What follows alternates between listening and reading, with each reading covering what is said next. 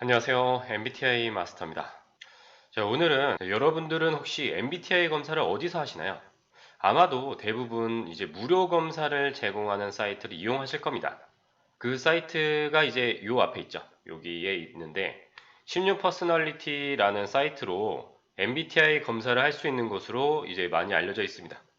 그런데 여러분들 혹시 알고 계실 수도 있는데 이 무료 검사는 정식 검사와는 좀 많이 차이가 있고 그렇기 때문에 MBTI 유형을 정확히 파악하려면 MBTI 정식 검사를 이제 이용하라고 말씀을 이제 들으신 적이 있으실 수도 있습니다. 그런데 이 무료 검사는 그 정식 검사와는 좀 차이가 있기 때문에 이 유형이 정확히 여러분의 유형을 나타낼 수 있느냐는 조금 생각을 해볼 문제이고요. 또 MBTI에 관심 있었던 분들은 가급적이면 이제 무료 검사 말고 정식 검사를 해보라는 말을 이제 들으셨을 겁니다. 그런데도 불구하고 이제 무료 검사가 이제 대부분일 수밖에 없는 이유는 아무래도 이제 정식 검사는 유료죠. 돈이 드니까 돈이 드는 부분에 대해서는 이제 좀 생각을 하게 되기 때문에 MBTI 유료 검사를 하시지 않으신 분들이 더 많습니다. 또 MBTI가 뭐라고 뭐 꼭 그걸 돈 내고 하느냐라고 생각하실 수도 있고 특히 대학생이신 분들 같은 경우는 학교에서 무료 검사로 아마 받아보실 수 있으니까 졸업하시기 전에 꼭 한번 받아보시는 것을 권장드리겠습니다. 자, 오늘 목적은 이 무료 검사가 정식 검사가 어떤 점에서 차이가 있어서 이 점을 유의해야 하는지 그런 걸 얘기하려고 하거든요. 자, 일단은 첫 번째로 MBTI 정식 검사는 양자택일 검사를 쓰기 때문에 모 아니면 도입니다. 검사를 해보신 분들은 아실 거예요. 그런데 무료 검사인 16 퍼스널리티 같은 경우에는 이렇게 척도 검사를 쓰고 있습니다. 뭐 리커트 척도라는 단어도 쓰는데 척도가 무려 7가지라서 이게 어떤 문제가 발생하냐면 내가 첫 번째 검사했을 때는 여기다 체크를 했습니다. 그런데 다음에 생각해 보니까 이것보다 좀 약한 거라고 생각해서 요걸 체크하거나 아니면 좀 강하다고 생각해서 요걸 체크하게 됩니다. 이렇게 척도를 나누는 거에 대해서 유형을 결정할 때는 별로 도움이 되지 않거든요.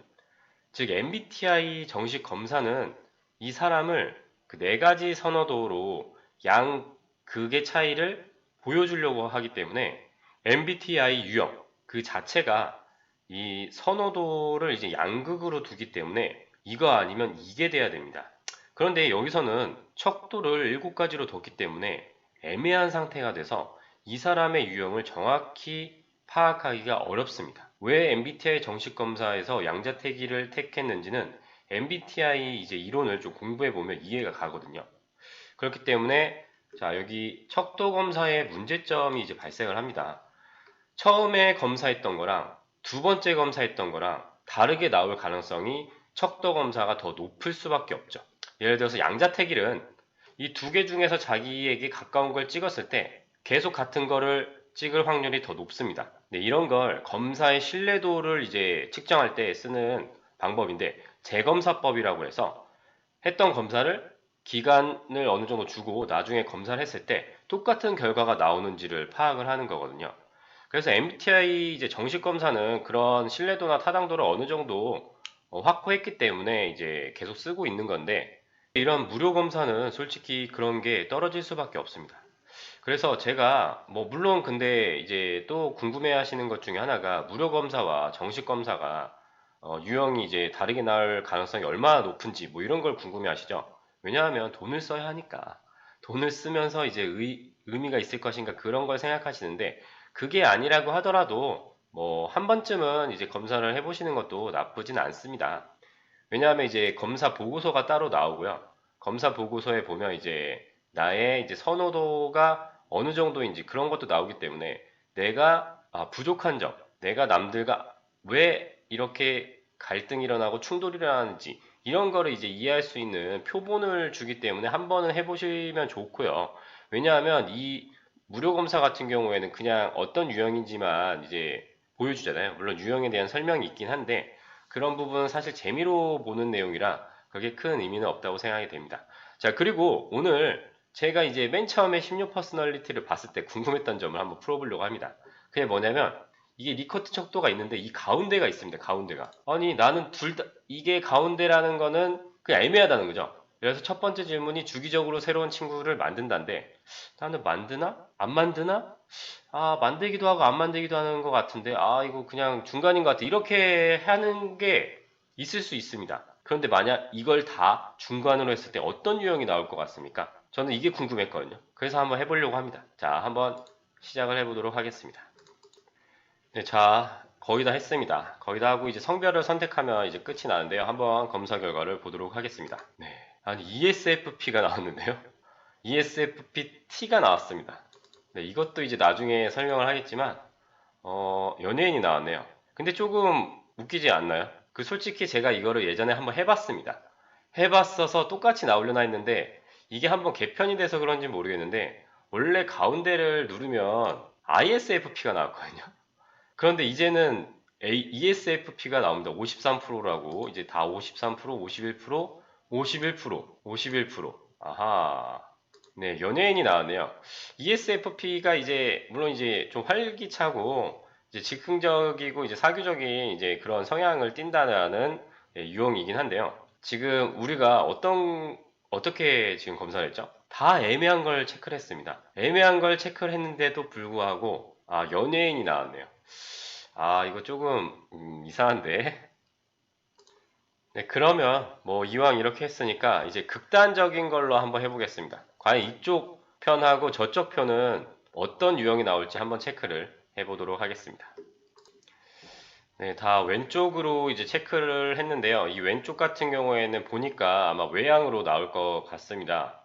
외향으로 나오는데 과연 어떤 외향형이 나올지 한번 보도록 하겠습니다. 자, 엠프제가 나왔네요. 선도자. 결국 가장 왼쪽으로 찍었을 때 NFJ가 나온다는 얘기인지 아니면 이제 물론 질문지가 섞여 있으니까 뭐 이 경향성이 반대일 수는 있겠습니다.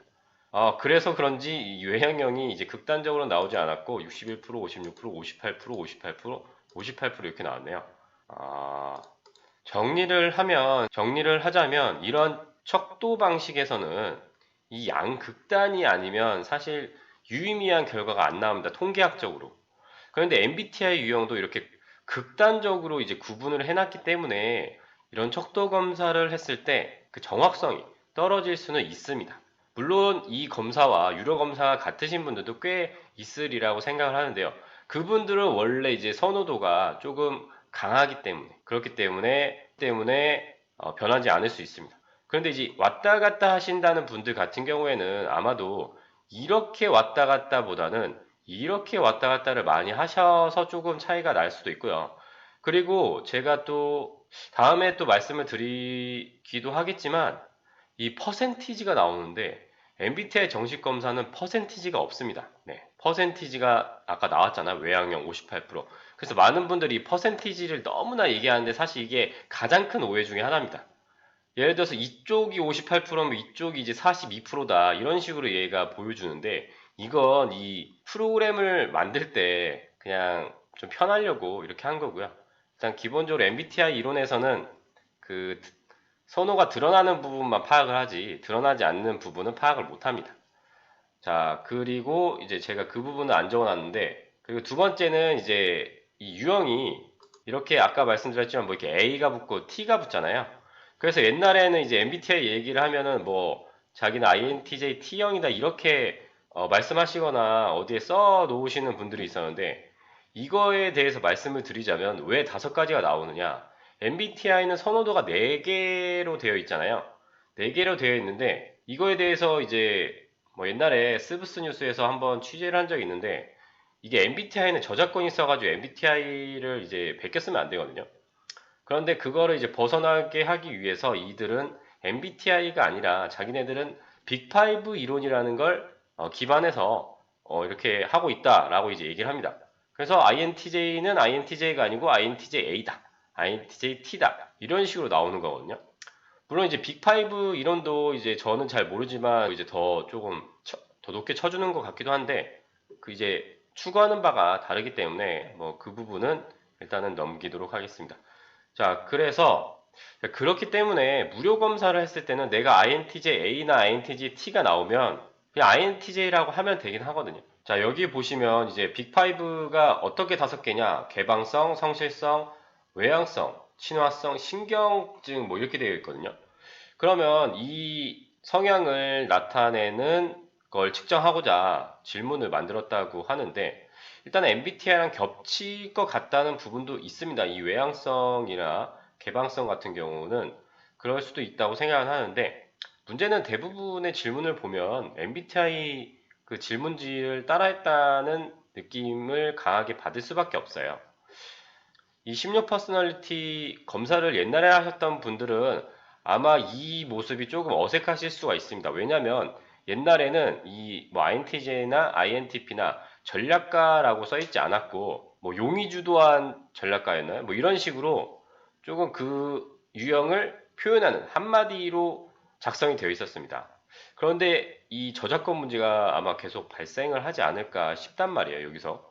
그래서 이분들이 바뀌었습니다. 뭐 약간 질문지도 조금 바뀌었던 것 같은데 그래서 장인, 모험가, 사업가 이런 식으로 바뀌었죠. 뭐 예를 들어서 INTJ 같은 경우에는 이제 뭐 용의주도한 전략가라고 MBTI에서 얘기하고 과학자형이라고 하잖아요. 그리고 이제 ISTJ 같은 경우에는 뭐 세상의 소금형 이런 식으로 얘기하고 이제 표현하는 걸 다 따라 했었는데 그런 거를 이제 지우고 어느 정도 저작권 문제를 피해 가려는 이제 노력이 보이는 게 아닌가 생각이 듭니다.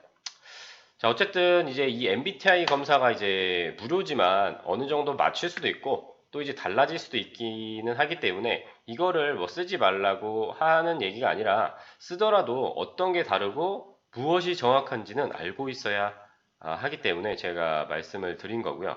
그리고 또 이제 MBTI를 자기는 안 한다. MBTI 굳이 해서 이렇게 다른 사람이 나를 정의하거나 판단하거나 분류하는 게 싫다고 하시는 분들도 점점 더 늘어나고 있습니다. 왜 그럴까요? 이 MBTI를 하시는 분들이 이 유형에만 몰두하고 있기 때문입니다. 사람은 유형으로 갇혀 있지 않습니다. 그렇기 때문에 본인이 어떤 유형인지를 알아보는 건 뭐 재미로 보시는 것도 좋지만 그 유형이 된 이유를 이제 아셔야 돼요. 그런데 그거와 상관없이 너는 뭐 내향형이니까 조용하겠구나. 뭐 물론 이거는 좀 많은 경향성이 있습니다만 그분이 생각했을 때는 나는 상황에 따라 다른데 라고 이제 생각을 할 수 있거든요. 그렇기 때문에 여러분들은 이제 남의 유형에 대해서 물었을 때 판단을 하시지 마시고 그냥 이렇다는데 진짜요? 뭐 이런 식으로 그냥 스몰 토킹을 할 때 쓰시면 좋을 것 같습니다. 자, 오늘은 이제 MBTI 무료 검사가 정식 검사가 어떤 점이 다른지에 대해서 일단 얘기를 했는데요. 도움이 되셨다면 좋아요와 구독 부탁드리고요. 다른 뭐 MBTI에 대해서 조금 더 알고 싶다 하면 MBTI 마스터를 검색해 보시기 바라겠습니다. 물론 잘 안 나올 수도 있습니다. 자, 그럼 저는 다음에 또 찾아뵙도록 하겠습니다. 감사합니다.